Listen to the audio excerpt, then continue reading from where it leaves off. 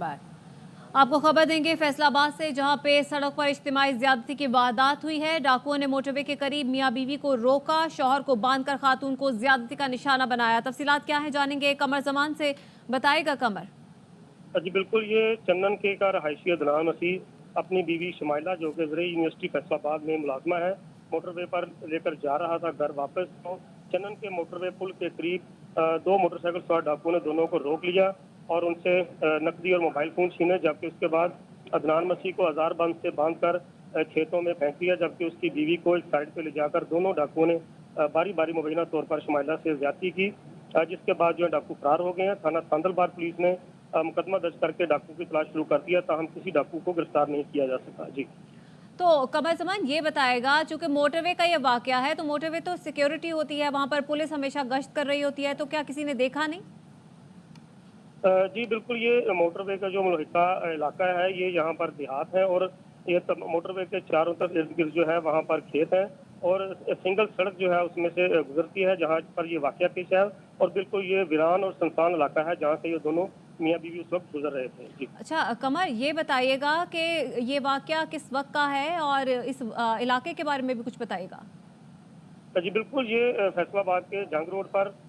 ये वाकया है, जो मोटरवे को सड़क जाती है वहाँ पर ये वाकया पेश आया है। जबकि वाकया जो है बताया जा रहा है अदनान मसीह के मुताबिक गुज़िश्ता रोज़ का वाकया है, जिसके बाद उसने इस हवाले से पहले तो वाकये को दबाई रखा और बाद में थाना सांदलबार पुलिस को जाकर दरखास्त दी, जिस पर मुकदमा रात में दर्ज किया गया। जी तो कमल ये बताइएगा, क्या वहाँ पर क्रिमिनल्स होते हैं? क्योंकि आप जिस तरह के बता रहे हैं कि ये देहाती इलाका है, तो क्या यहाँ पर क्रिमिनल्स होते हैं? पुलिस की जानिब से क्या बताया जा रहा है? जी बिल्कुल, ये यहाँ से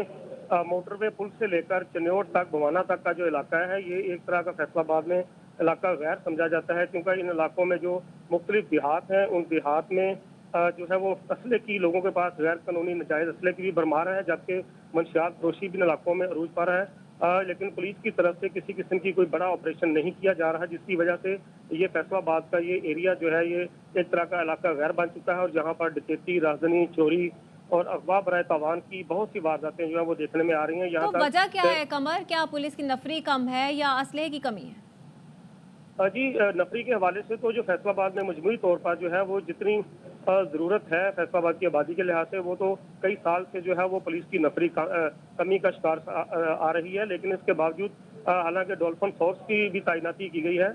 लेकिन माह रमज़ान की वजह से बहुत सी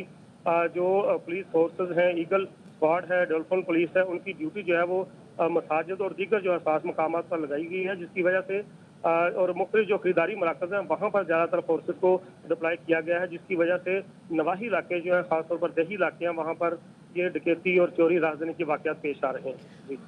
अच्छा कमर, ये भी बताइएगा, तो जो अफराद हिरासत में लिए गए हैं, क्या वो खातून की निशानदेही पर हिरासत में लिए गए? जी अभी तक जो है वो पुलिस ने सिर्फ शक की बिना पर जो है इलाके के जो क्रिमिनल जो शोहरत रखने वाले लोग हैं, उनको शक की बिना पर हिरासत में लिए है, लेकिन अभी तक प्रॉपर जो है जो मुल्ज़मान है जो डकैती और ज्यादती के, उनकी अभी तक अच्छा कमर, एक बार फिर से जरा डिटेल में बताएगा कि एफआईआर में क्या बताया गया है कि वाकया किस तरह से और क्या रूनुमा हुआ था? जी बिल्कुल, जो अदनान मसीह की तरफ से एफआईआर दर्ज करवाई गई है थाना सांदलबार में, उसमें अदनान मसीह ने ये मौका इख्तियार किया है कि वो अपनी बीवी शमाइला को अजरा यूनिवर्सिटी ड्यूटी खत्म होने के बाद लेके घर वापस जा रहा था कि मोटरवे के करीब चनन के जो पुल है, वहाँ पर दो मोटरसाइकिल सवार डाकुओं ने वीरान जगह पर दोनों मियाँ बीवी को रोक लिया और उसकी जो अहलिया है शमाइला, उसको साइड पे ले जाके दोनों डाकुओं ने बारी बारी उसको ज्यादती का निशाना बनाया, जबकि अदनान मसीह को आज़ार बंद से बांधकर खेतों में फेंक दिया गया, जिसके बाद वो उससे 800 रुपये और मोबाइल फ़ोन छीन कर फरार हो गए। ठीक है कमर जमान, इस हवाले से आप हमें आगाह कर रहे थे, शुक्रिया आपका।